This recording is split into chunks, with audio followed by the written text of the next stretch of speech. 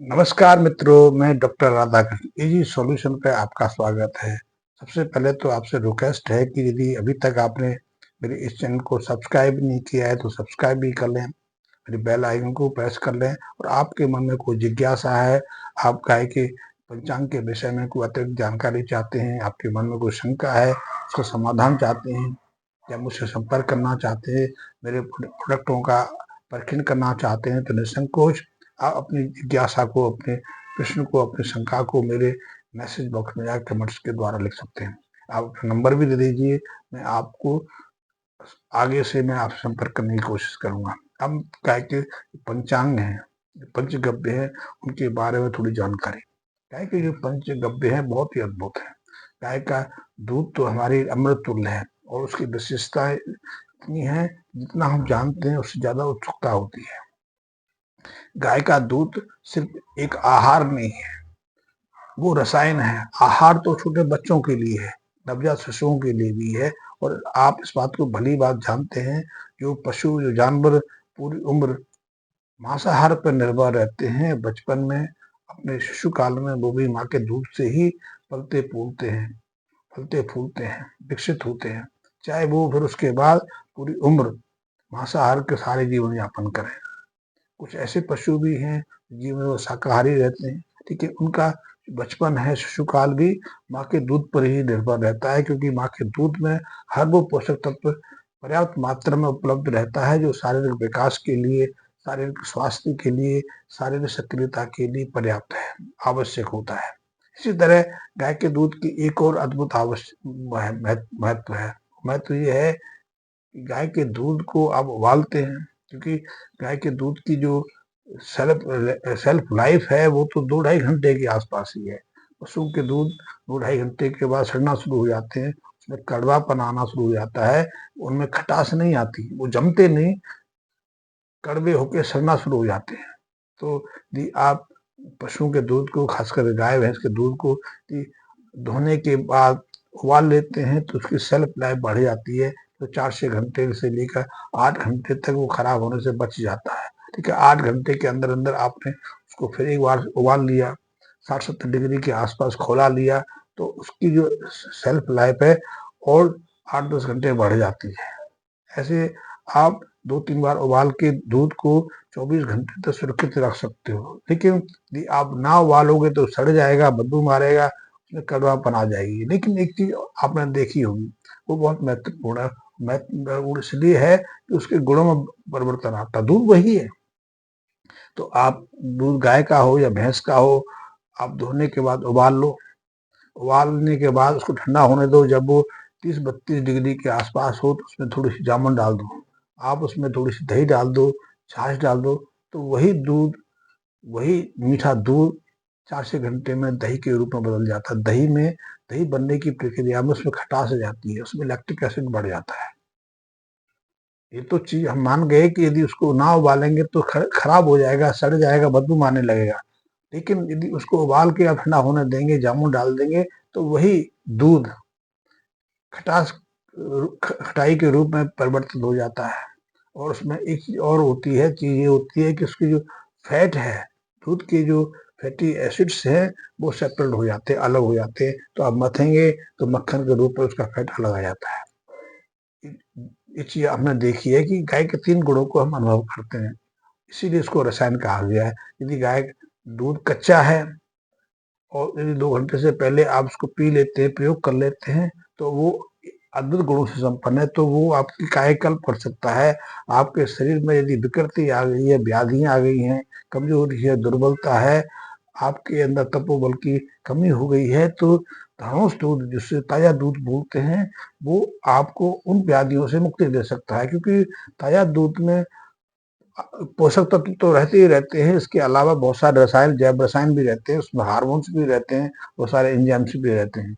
तो वो आपके शरीर में पहुंच के एक विशेष कायाकल्प की प्रक्रिया को अंजाम देते हैं। पहले दुग्ध कल्प के नाम से कायाकल्प का एक क्रम चलता रहा।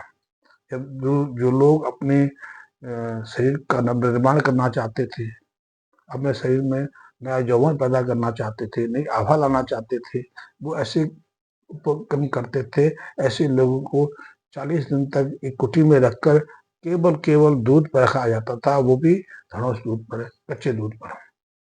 लेकिन इसी दूध को यदि उबाल के आप प्रयोग करते हैं और यदि आप रात्रि के समय सोने से पहले दूध का प्रयोग करते हैं, दूध में घी डाल के अच्छे से फेंट के उसका प्रयोग करते हैं, तो वही दूध मल शोधन का काम भी करता है, उससे प्रातःकाल अच्छे साफ हो जाता है। दूसरा जो आप घी का प्रयोग दूध के माध्यम से करते हैं, वो आपके शरीर के अंदर एक फ्लेक्सिबिलिटी बनाए रखता है, एक लचक बनाए रखता है, और ऐसा दूध आपके हृदय के लिए बहुत महत्वपूर्ण हो जाता है। ऐसे दूध के नियमित सेवन से आप हृदय संबंधी व्याधियों से बचे रहते हैं। पेट तो साफ होता ही होता है, आप हृदय संबंधी व्याधियों से बचे रहते हैं। आपकी खून की जो रक्त वाहिनियां हैं वो लचकदार बनी रहती हैं, उनमें किसी तरह के फैट डिपोजिशन की संभावना नहीं होती, जैसे कि आजकल बढ़ रही है। आजकल तो डॉक्टर्स लोग, तथाकथित डॉक्टर्स लोग, बिना किसी खास बड़े अनुसंधान के कहते हैं कि दूध से अलग रहना चाहिए, क्योंकि मलाई का प्रयोग नहीं करना चाहिए। खासकर घी है उससे तो बचना ही चाहिए। घी के प्रयोग से, मलाई के प्रयोग से तो हृदय संबंधी व्याधियां बढ़ जाती हैं। लेकिन आज भी हमारे पास सैकड़ों ऐसे उदाहरण हैं जो नियमित रूप से दूध का प्रयोग भी करते हैं, मलाई का प्रयोग भी करते हैं, और देसी गाय के घी का प्रयोग भी करते हैं, और वो पर्याप्त मात्रा में। लेकिन वो आज भी 80-90 साल की उम्र में हमसे ज्यादा शक्तिवान है, हमसे ज्यादा सक्रिय हैं, स्फूर्तिवान है। बहुत सारे ऐसे लोग मिले हैं। लेकिन जो लोग दूध से बिल्कुल कट जाते हैं, दूध का प्रयोग नहीं करते, दूध से बचते हैं, उनकी आभा को आप 60 साल की उम्र में देखिए, 60 साल में, 55 साल की उम्र में वो 80 साल के, 70 साल के लगे। ऐसे ऊर्जावान लोग, तथाकथित ऐसे शक्तिशाली लोग एक मंजिल सीढ़ियों पर पैदल चलकर नहीं जा सकते। वो 20 किलो वजन लेकर यदि उनको रेलवे पकड़नी हो तो पूरा प्लेटफार्म की यात्रा चक्कर नहीं लगा सकते, क्योंकि उनके अंदर इतनी शक्ति आ गई है। हृदय संबंधी उनका हृदय उनका मजबूत हो गया है। लेकिन यही हमारे पूर्वज थे जो नियमित रूप से घी का प्रयोग करते थे। एक चीज और भी आपने अनुभव की होगी, वो मैं आपको बता दूं, अभी वो प्रश्न खत्म हो गया है। हमारे यहाँ तो 30-32 साल पहले तक जो हमारे घर में अतिथि आते थे, गेस्ट आते थे, उनको घी बूरे से स्वागत होता था। उनको भोजन में, खास करके जो हमारे घर में दामाद आते थे, जो हमारे विशिष्ट अतिथि होते थे, उनको भोजन से पहले बूरे की ढेर में घी डाल के उसको दिया जाता था। क्योंकि जब आप पहला ग्रास, पहला जो वाइट है, घी के साथ में बूरे का प्रयोग करते हैं, तो आप जो गैस्ट भोजन है उसको सहजता से पचा लेते हैं। क्योंकि ये घी बूरा हमारे गैस्ट्रिक एसिड को तीव्र करता है, हमारे पाचक एंजाइम को सक्रिय करता है, उनकी मात्रा में वृद्धि करता है। तो ऐसे में हम किसी भी तरह गैस्ट भोजन को सहजता से पचा लेते हैं। और पहले इसीलिए हम करते थे, इसीलिए हमारे यहाँ घी बूरे को विशेष रूप से प्रयोग कराया जाता था। पूड़ी आदि बनाने के लिए भी देसी घी का प्रयोग होता था, घी का प्रयोग होता था। हम तो दलिया में, खिचड़ी में, चावलों में, दाल में, सब्जियों में घी का प्रयोग ही करते थे, और उसके माध्यम से हम 100 साल की उम्र निरोगी रह के जी लेते थे। आजकल तो 100 साल की कल्पना करना, 100 साल की इच्छा रखना एक तरह का श्राप है, क्योंकि 100 साल जिंदा रहना मुश्किल हो गया है। आज तो 60 साल के बाद ही शरीर को खींचना हमारे लिए परेशानी का सबब बन जाता है। हमें 60 साल की उम्र लगता है कि हम इतने दुर्बल, कमजोर हो गए कि हम कहते हैं कि ऐसी व्याधि से तो मृत्यु ही अच्छी है। क्योंकि 60 साल की उम्र में आज हर व्यक्ति कोई ना कोई दवाई पर आधारित है। मैंने देखा है 60-70 के साल के बाद आधे लोगों में स्टेंट की परेशानी खड़ी हो जाती है, वो स्टेंट डलवा के अपने को स्वस्थ कहते हैं, या फिर मुट्ठी भर दवाई खाते हैं। ब्लड प्रेशर की 4 दवाई खा रहे हैं, हार्ट की दवाई खा रहे हैं, डायबिटीज की खा रहे हैं, एसिडिटी की खा रहे हैं, किसी ने किसी किसी बीमारी का ऑपरेशन कराया हुआ है, किडनी का ऑपरेशन कराया हुआ है, किसी ने पेसमेकर डलवाया हुआ है। आधे से ज्यादा लोग तो ऐसे दिखाई मिल जाएंगे आपको 70 साल के ऊपर के, जिन्होंने अपने शरीर के अंदर एक से अधिक स्टेंट डलवाए हुए हैं, वो कहते स्वस्थ है। और वो तब है जब हमने घी दूध का सेवन बंद कर दिया।